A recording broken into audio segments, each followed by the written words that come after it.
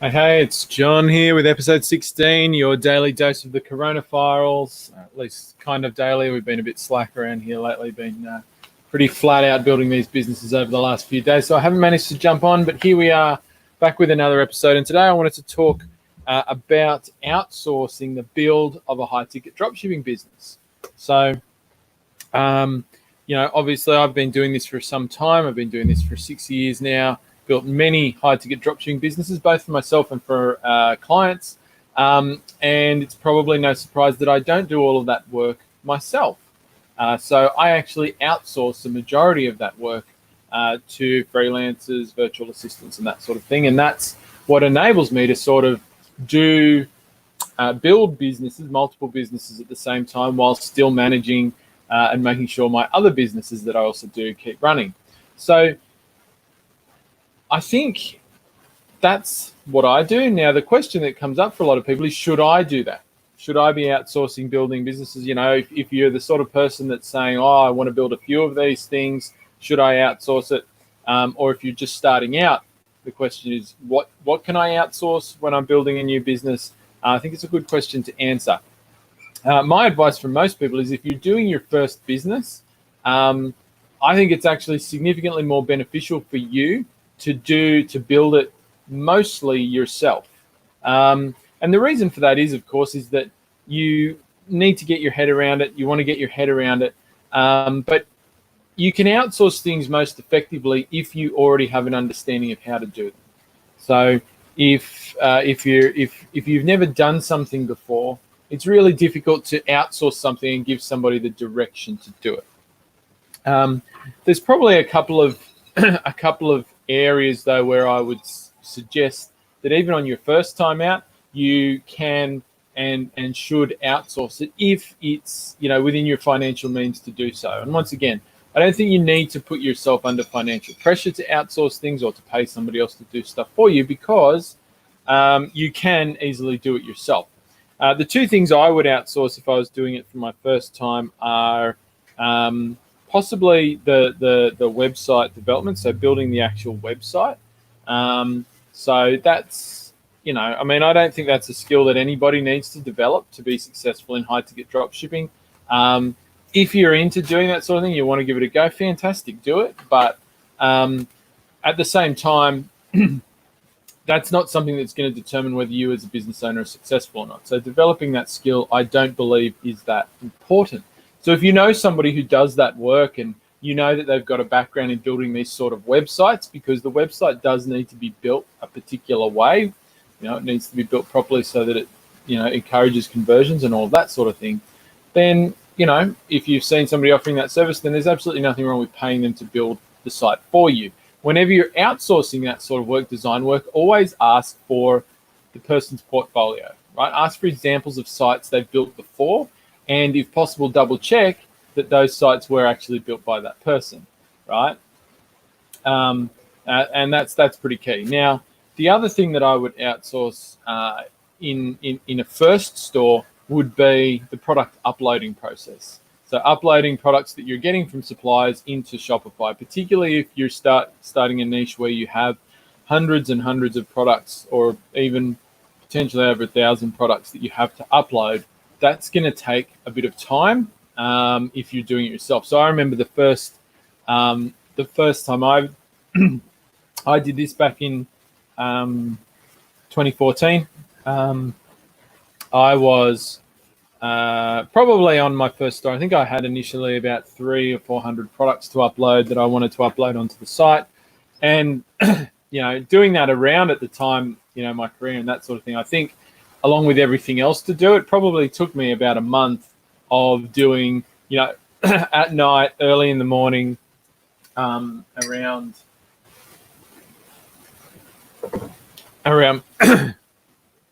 around my job, and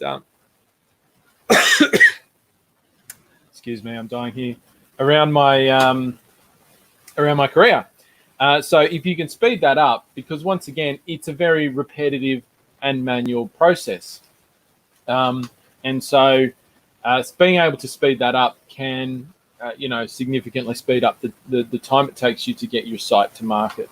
And once again, once you've uploaded one product, you've uploaded 1,000, right? I mean, it's not something you need to get extensive practice in as a business owner or anything like that. It's a very repetitive process. So those are the two things I would definitely outsource if I wanted to speed up my progress with building a dropshipping business the first time around. Now, what I outsource now, having done it a number of times, is pretty much the whole thing. So I will outsource the website development, so building both the demo site before I call suppliers and some final tweaks that get done before the site goes live. So I have a developer that I work with that does that for me, and they do it to specifications that I've given them, of course. And also, a lot of the things I'll get them to do will be based off, examples that I've done in the past. So I can say to them, look, when they're building the first time, I want you to do this so that it looks like this that I've done before, or that I've done before. So I outsource that. Obviously, outsourcing all of the branding. We talked about that already in a previous episode. All of the branding, the social media images, all that sort of stuff, logos, etc. That's outsourced. For a new site, I would do that very quickly through Fiverr or something like that. If that business gets successful down the track, I might go down a route where I get a more expensive set of branding done. I might do a slight rebrand and up the quality a bit. But in the beginning, I'll just use somebody off Fiverr or a graphic design service that I work with, No Limit Creatives. I outsource, of course, uploading all the products, both demo products and which I talked about in a previous episode, and when I get approved products from suppliers, uploading those. Have a VA that does that. I outsource calling suppliers, so I don't call suppliers myself anymore. I have somebody who, a freelancer who I pay to do that for me. Now, I don't suggest that you do that on your first business. And there's a very good reason for that. That's a skill that you should learn. Getting approval with suppliers, whether that's by phone, whether that's by email, and we're going to go through this in a bit more detail in an upcoming episode, is something you need to practice. I mean, as a business owner, you need to basically be able to sell yourself and your business. This is being able, because getting that approval is essentially kind of like a sales call in a way, right? And I think that you get so much out of that as a development opportunity, particularly if you've never done anything like that before, that you will become a better business owner. You'll become better at operating your business if you go through that process. And not only that, you're also starting a relationship with those suppliers, and you want to get that relationship off on the best footing. And so I suggest that as the business owner, you call them, right? And get that practice in. Now, once you've done it a bunch of times and you get better at it, you're comfortable with it, then, on future businesses, you could look at outsourcing it. I do it simply because, if I've got multiple projects happening at once, I might have, hundreds of phone calls to make, and, I don't have the time to do that. Right, and because it's something that I can get somebody else to do effectively, I work with somebody who's an absolute genius at doing that stuff. Probably they do it better than I would do it, right? And I'm comfortable with that. And I know a lot of people will say, well, I'm not comfortable with calling suppliers. I feel very nervous about it, and so I don't really want to do it. I get that, that happens to everybody. Everybody gets nervous the first time they do that. But the reality is that being a business owner and being a successful business owner entails that you are going to be in uncomfortable situations from time to time, right? Whether that's this particular one of calling somebody and seeking their approval and potentially facing rejection on that, or whether it's being in a financial hole and having to work your way out of that without going bankrupt, or anything, having angry customers, having angry suppliers, all of these sort of things. You will get placed in uncomfortable situations as a business owner, whether it's early in your experience or later down the track. Sometime it's going to happen. And so the more often you, I guess, put yourself in situations where you're challenged, not necessarily in a negative way, but where you're challenged, the better you will get at handling uncomfortable situations. And the uncomfortable situations, I'll tell you right now, get bigger the more successful you get. They don't get less, right? The more successful you make, the more money your business is making, the more customers you have, the higher the risks get. Right? The higher the potential uncomfortable situations are, the bigger they can potentially be. Right? So if you've practiced doing things you find uncomfortable early in your business experience and you get used to that, then your ability to handle the stress, the nerves, the anxiety of other uncomfortable situations will be significantly increased if you get it done early. So that's why I love people making their own supplier calls and getting that approval. It's great practice. It builds your skills, it builds your confidence. And, I've spoken to hundreds of people who have done this over the years, and I can tell you for 99% of people, it actually goes a lot better than they were expecting it to go. So if it's your first store, I definitely recommend getting that practice in and doing that. In an upcoming episode, I'm going to share with you, how I do those calls. I'm going to do a call myself so you can watch me live on the phone calling a supplier and potentially getting, rejected. And I'll also share with you my scripts for making those calls, how to handle common objections and all that sort of thing, right? So that you can see how I manage that process. And that's the same stuff I will give to who I'm outsourcing those calls to. Right? I'll give them some direction around that sort of thing as well. So, and so that's pretty much everything. So I'm outsourcing almost everything. Now, I will still play around a bit with I might jump in from time to time on the design of the site and the setup of the site, just because obviously I'll have something in my head that I'm thinking about. And so I'm a bit of a tinkerer with that stuff. So I will work a bit with the developer that I use on that, but, not too excessively. So how I do this. So a couple of things I'm going to share with you just now that I use to make this process easier. So I use Trello to track all of my projects, including my dropshipping businesses. And so if you've never used Trello before, this is Trello. I love the bright colors on the background, so that might hurt your eyes a little bit, but that's the way I do it, man. So I'll basically what I do is I use Trello both for myself to track the tasks that need to be done on a business and as they're completed and whatnot. And then when a business is up and running, a high-ticket dropshipping business, I use Trello boards to help my team track, whether it's content development, customer service, activities, and a few other things. So I'll have a separate board for that for a business that's up and running. And when we get to that point with these new businesses I'm building, I'll walk you through how I set that up, how it works, and how the customer service teams and other freelancers interact with those things. So I'll show you a system for that. But when I'm developing a site, I have a really simple board because there's a bunch of little things that you have to do. If you're working on multiple projects at the same time, it's easy to forget to do things. Or if you have multiple existing businesses and you're working on new businesses, I find sometimes I have a bit of a head like a sieve and I forget to do things. So I'll just use a simple board like this, where I'll just list the tasks I have to do, the tasks I have underway, ones that are completed, any comments or task ideas that come up as I'm going through this. So this is actually my board for one of the sites that I introduced to you in an earlier episode that I'm working on right now.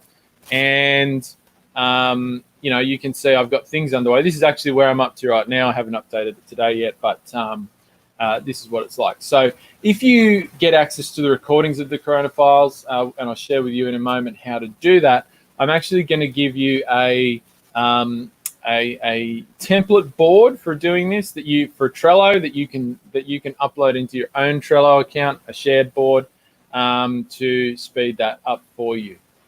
So you can add freelancers to this board and get them to actually update things like this. But once something becomes complete, let's say I complete uploading demo products. Of course, I just move it over to here. Task is completed, or the freelancer who's working on that particular task can do that themselves if I've added them to the board.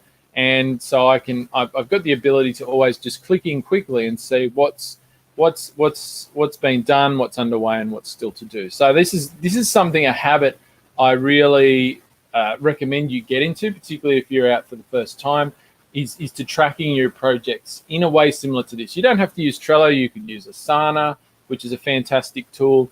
There's other tools out there as well for tracking this sort of stuff. I love Trello because it's cheap. It works. It's simple. It's so simple. It works fantastically well, and it's easy to use for anyone, which is one of the reasons why I like to use it. Now, so talking a lot about outsourcing freelancers, where do I go? Where do I find mine? So I get virtual assistants and freelancers from two places. The first place I use is FreeUp. FreeUp is basically, it gets described as Upwork on steroids, and I think it's quite a bit different, and I think it is a better experience from my perspective. I started off using Upwork a lot, going back a number of years, and I think it used to be a lot better than it was. The fees were a ton lower. It was less restrictive, but now I just really don't like it. I don't like the quality of people that you tend to attract on Upwork, so I steer away from it. FreeUp is, I think, better from me and my perspective. It was started by a couple of guys, Nathan Hirsch and Connor, some years ago now, and they were ex-e-commerce dudes, right? So Amazon sellers, I think, and so I find that a lot of the freelancers and VAs you get through FreeUp have e-commerce experience. It's very easy to find people who have experience with Shopify, which is particularly useful when you're in the process of building a business on the Shopify platform, which is the one that I always use. So it's more of a managed platform. So you're not employing the VAs directly yourself. Your FreeUp vets them, which is fantastic, and they do a really good job of that. You interview and hire them in the same way that you would off other sites, but they're paid through the FreeUp platform. So FreeUp manages the payment and billing side of things for you, which for me takes a headache, just something I don't have to think about. Yep, FreeUp takes a little bit of a cut of that, but their fees are very reasonable, I think, and I have no interest in this business whatsoever. That's not why I'm talking about it. But I've had a great experience in particularly in the last 12 months that I've been using these guys, and so this is generally the first place I go now to find VAs. Freelancers. I get developers off here. The only thing I don't outsource on here really is content development. There's another site that I like to use for finding content and copywriters, and I'll introduce that down the track when we actually talk about content development. Now, if I wasn't going to use FreeUp, I would go to onlinejobs.ph, which is this site here, and once again, with onlinejobs.ph, you're hiring people in the Philippines only, which Filipinos are great people to work with. I've been working with them almost the entire time that I've been in e-commerce, and they're fantastic people, fantastic to work with, and of course, you can get people at pretty competitive rates from the Philippines. So this is a good option. Once again, you have to do a bit more work when you're hiring through onlinejobs.ph to vet people. I mean, they do vet people to a certain extent, but not to the same level that FreeUp does. So you've got a bit more work here in the hiring process, but then you are hiring them directly.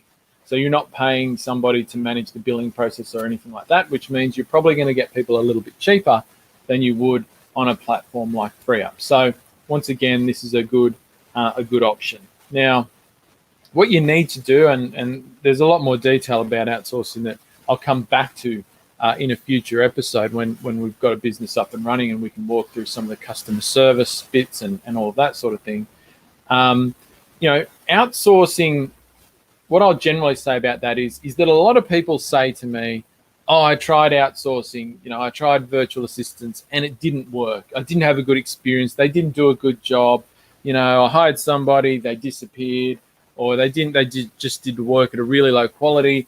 And so I don't really like to do it anymore. I'm really worried about the quality of work. And it's a general statement, but I would say at least 80% of the time, that's because the person doing the hiring didn't do it right.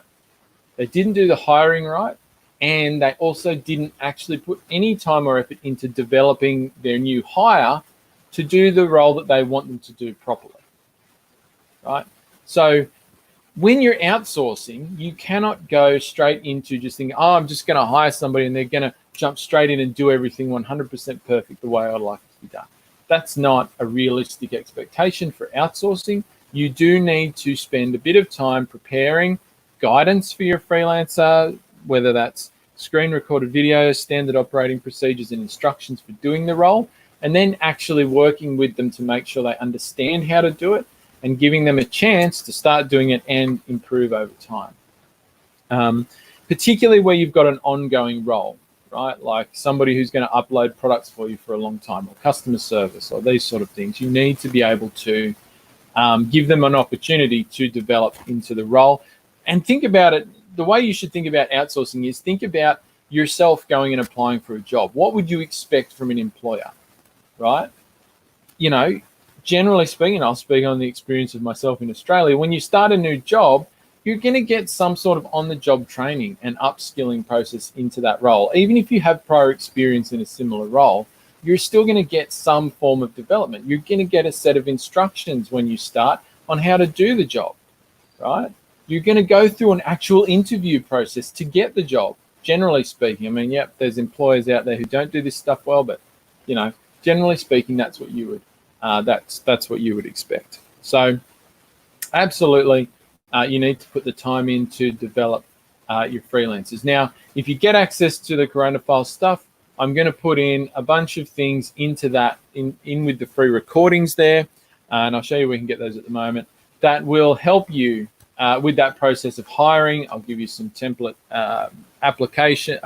job listings and things like that that will help you get started.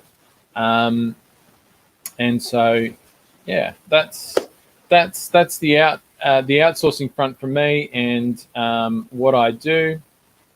And so definitely have a think about where you're at. But if you get to the position where you're like, well, I want to start, you know, multiple of these high ticket dropshipping businesses at the same time, and you've got experience with doing it, then you definitely can and should outsource a lot of that work, right? You shouldn't be doing it all yourself if you get to that point, because there's just a lot of work in there. You're going to be repeating the same things over and over again, and you're going to get bogged down. And so you always want to be moving as quickly as you can. So definitely give that a go. Now, I did have a question that came in here, which I'll answer while this is going. The question was, let's see. For the first store, do you recommend a single product / vertical, or start with a more general store? So I'll answer this in, thanks for the question, by the way. I'll answer this in respect of high ticket drop shipping, right? So if you're interested in drop shipping lower ticket products, the answer may be a little bit different. But for high ticket drop shipping, and go back and watch an earlier episode of this. I can't remember which episode, but one of the early episodes, I did actually answer this question about the idea of a niche and how broad or narrow I would do and what I would recommend. But I'll answer it again. And the answer is probably if you're doing your first store, I would start more narrow. So yes, I would probably have a core product type, if you like, or vertical that I want to go after, and I kind of want to master my marketing on that one. But I would, in the back of my mind, have planned, okay, down the track, how can I expand from this, right? So I wouldn't set my whole business up to focus just on that really specific thing. And the example I think I used in the last episode where I talked about this idea was surfboards, because there's one just over there and I can see it. I might start off selling surfboards, but my idea might be to expand down the track into other surf craft, whether that's bodyboards, whether that's windsurfers, whether it's stand-up paddle boards. But I want to start off on surfboards because I can really focus in my marketing in a much easier way, particularly if you don't have a lot of marketing experience. You're going to find it a lot easier just to focus on that one product type and really nail that first. Because once you know how to do that, you can, to a certain extent, just replicate that effort with other product types that you can add into the store. So what I wouldn't do is make all of my branding and everything super specific to surfboards, right? I see the vision of where I'm going to go down the track, right? If I'm starting off narrow, I'm still going to be thinking, what else am I going to add to this that will serve my target customer, right? And that's the key thing. How specific or broad you go needs to be about your target market. You should only be trying to target one market with each store. You don't want to be trying to target, 60-year-old men with, caravan parts and,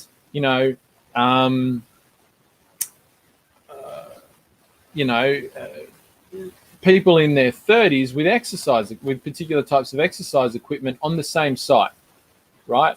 That doesn't work. That's very difficult to do, and you want to avoid that completely, right? But where you want to end up, you don't have to do it in the beginning, but where you want to end up over time is being able to serve your target customer and the range of products they need to, fulfill their problems, their passions, whatever it might be that niche is based around.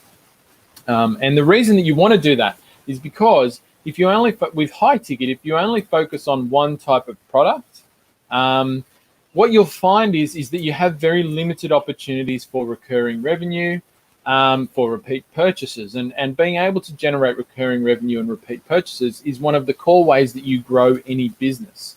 And so if you can't do that because people only buy your product once every 3 or 4 years, right, or even longer in some cases, then every sale that you're trying to get has to be a first-time brand new customer. And one, that limits the size your business can grow to the number of customers there are at any one moment in time. But it's also a higher risk strategy, right? Because getting that first-time customer is a very competitive space. And if you don't nail it or somebody starts doing it better than you, your business can just kind of evaporate overnight. Whereas if you can continue selling to existing customers, you have a more stable and secure business. And so that's why I suggest that you probably want to start off more specific on your first store, but have a plan to broaden out down the track in whatever way is normal and natural for your target customer. So thanks for the question. And always more than happy to answer questions on these recordings. Or if you've got questions and you're seeing this on YouTube or social media, of course, just leave a comment and I will come back to you and answer your questions.